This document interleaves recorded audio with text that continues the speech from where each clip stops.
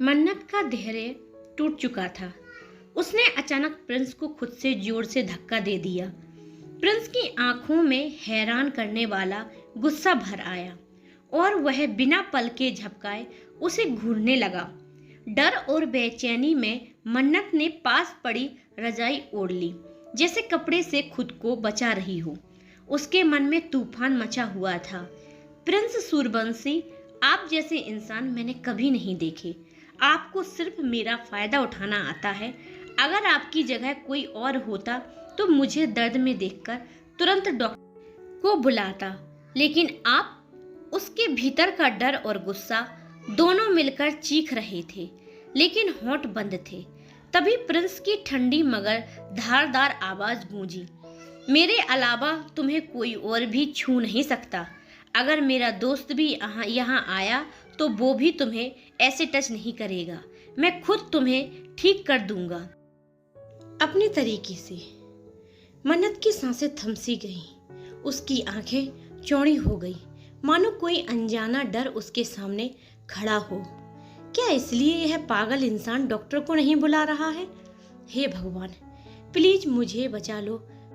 Prince आगे झुकते हुए बोला, याद रखना, अगर किसी और ने तुम्हें हाथ लगाया तो उसका अंजाम बुरा होगा। एक पल के लिए मन्नत के मन में हल्की सी राहत आई, लेकिन वो राहत भी कड़वी थी। प्रिंस अचानक कमरे से बाहर निकल गया और मन्नत बस खाली निगाहों से दरवाजे की तरफ देखती रह गई। कैसे उसका अपना डर उसकी मजबूरी बन गया था। दूसरी ओर शहर के एक सुनसान कैफे में शाम की हल्की रोशनी में आसी चुपचाप अपनी नोटबुक में कुछ लिख रही थी। किसी को पता नहीं था कि ये चुप्पी आने वाले तूफान की पहली आहट थी। अनु उसके पास आई और गुस्से से बोली, सच सच बताओ, तुम आखिर करने की कोशिश क्या कर रही हो? आसी यह सुनते ही एक पल को चौंक गई, लेकिन तुरंत खुद को संभालते हुए बोली, आप क्या कह रही हैं? मैं कुछ समझी नहीं। अनु ने तीखे स्वर में कहा, जब तुम आखिरी बार मन्नत से मिलने गई थी तब तुमने उसे कौन सा तेल दिया था? आसी ने एक क्षण को नजरें झुका ली और बोली, मैंने तो वही तेल दिया था जो मैनेजर ने मुझे दिया था। उन्होंने कहा था कि यह विदेश से आया है, स्पेशल तेल है। अनु ने गुस्से से कहा, तुम्हें लगता है मैं बेवकूफ हूँ? मन्नत मासूम हो सकती है, लेकिन मैं नहीं। तुम चाहे जितना अच्छा बनने का नाटक कर लो, मुझे पता है तुम्हारा असली चेहरा क्या है। साफ साफ बताओ, वो तेल तुम्हें कहाँ से मिला? क्योंकि उसी की वजह से मन्नत के गले में फिर से रिएक्शन हो गया है और उसकी जो थोड़ी बहुत आवाज लौट आई थी वो भी चली गई है।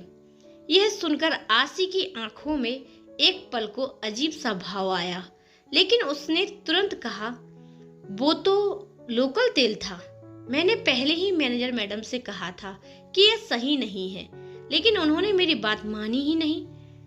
सॉरी, शायद मेरी वजह से मन्नत को दिक्कत हुई है। मैं आज फिर उससे मिलने जाऊंगी। अनु ने गुस्से से कहा, इसकी कोई जरूरत नहीं है। वो पहले ही तुम्हारा चेहरा नहीं देखना चाहती है। तुम अब अपने काम से मतलब रखो। आसी ने हल्का सा ताना मारते हुए कहा, क्यों? क्या वो सोचती है कि मैंने ये जानबूझकर किया? अनु ने बिना झिझके जवाब दिया, हाँ। और उसने कहा कि वो तुमसे बात भी नहीं करेगी। मिलने की कोशिश मत करना। इतना कहकर अनु वहां से चली गई। आसी ने मन ही मन हल्की मुस्कान के साथ बुदबुदाया, बेचारी अब थोड़ी समझदार तो हो गई है, लेकिन इतनी आसानी से मैं उसका पीछा नहीं छोड़ूंगी जब तक कि वो खत्म ना हो जाए। यह कहते हुए उसने फोन निकाला और वॉशरूम की तरफ बढ़ गई। कुछ घंटे बाद आसी ने अपने कपड़े ठीक करते हुए चुपचाप बिल्डिंग से बाहर निकलने लगी। उधर अनु कॉल पर बात कर रही थी, लेकिन उसकी नजर आसी पर पड़ गई। उसे इतनी खामोशी से बाहर जाते हुए देख अनु के चेहरे के भाव बदल गए और वह भी उसके पीछे निकल गई। आसी तुरंत सड़क के उस पार चल रही थी। जहां एक लग्जरी कार खड़ी थी। इसे देखकर अनु के मन में शक और गहरा हो गया। मुझे पहले ही शक था और अब तो यकीन हो गया है। मेरी आंखें आज मुझे धोखा नहीं दे सकती। उसने तुरंत एक टैक्सी रोकी और कार के पीछे पीछे चल पड़ी। इधर दूसरी तरफ दोपहर का वक्त था। मन्नत गहरी नींद में सो रही थी और मोहित सिया के साथ कमरे से बाहर निकलते हुए बोला, मैंने पहले ही कहा था, जो जहर का ओवरडोज इसे दिया गया था उसकी वजह से इसके पेट में दिक्कत होती रहेगी जब तक कि यह पूरी तरह ठीक नहीं हो जाती। इसलिए आप लोग फिक्र मत कीजिए। सिया ने चिंता से कहा, लेकिन अगर इसी तरह इसे हर वक्त पेट में दर्द होता रहा तो आगे कहीं बड़ी समस्या ना आ जाए। मोहित ने एक नजर प्रिंस की तरफ डाली जो अब भी सिर्फ मन्नत को घूर रहा था। उसे देखकर मोहित ने कहा, प्रिंस, मुझे तुमसे बात करनी है। प्रिंस ने ठंडे लहजे में जवाब दिया, तुम्हें दिख नहीं रहा है? अभी मैं बिजी हूँ। मोहित ने भौहें चढ़ाते हुए कहा, लेकिन मुझे तो तुम बस खड़े नजर आ रहे हो। प्रिंस ने दांत पीसते हुए कहा, मैं उस लड़की को देख रहा हूँ और इसी काम में मैं बिजी हूँ।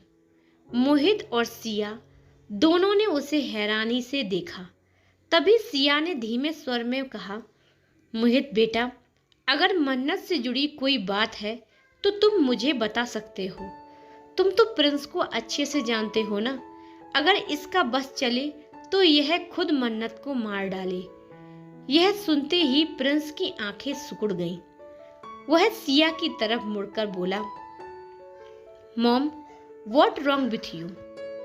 सिया ने शांत लेकिन सख्त आवाज में कहा, सच ही तो कह रही हूँ। तुमने उसे प्यार कब दिया? जब देखो तब बस नफरत ही करते रहते हो। अचानक प्रिंस के चेहरे पर हल्की सी अजीब मुस्कान आ गई।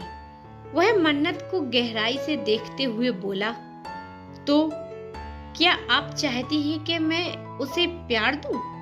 सिया की आंखों में चमक सी आ गई।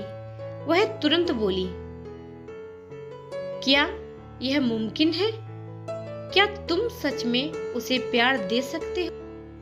प्रिंस ने उसी रहस्यमय मुस्कान के साथ जवाब दिया, हाँ बिल्कुल, मैं कोशिश कर सकता हूँ। यह सुनते ही सुहानी की आंखों में खुशी की चमक उठी। वह मुस्कुराते हुए बोली, सच कहूँ तो यही सबसे अच्छा फैसला है। अब तुम दोनों के बीच की दूरियां मिट जाएंगी। लेकिन मोहित चुप था।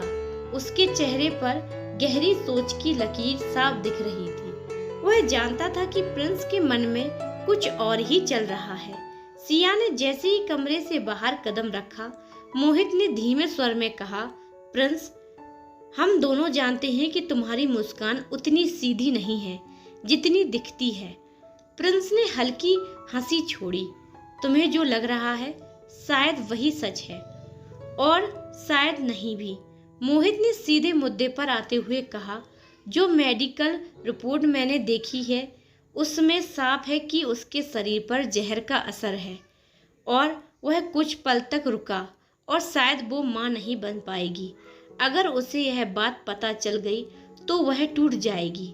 प्रिंस की आंखों में ठंडी चमक उभरी, तो यह बात उसे पता ही नहीं चलनी चाहिए। उसने ठहर कर कहा, लेकिन क्यों? मोहित ने भौहें चढ़ाई। प्रिंस ने कुर्सी की टेक पर हाथ रखा और आवाज में एक सख्त ठहराव लाते हुए बोला, क्योंकि उसका भविष्य मैंने तय किया है। उसमें ना कोई हो और होगा ना बच्चा। वह सिर्फ मेरी होगी और वही मेरा एकमात्र सच है। मोहित ने गहरी सांस ली। और जो सर्जरी तुमने बताई थी, प्रिंस ने धीमे स्वर में लेकिन एक ठोस इरादे के साथ कहा, वह होगी, चाहे उसे पसंद आए या नहीं। स्टडी रूम में सन्नाटा सा छा गया, जैसे हवा भी इस बातचीत को सुनने के बाद थम गई हो।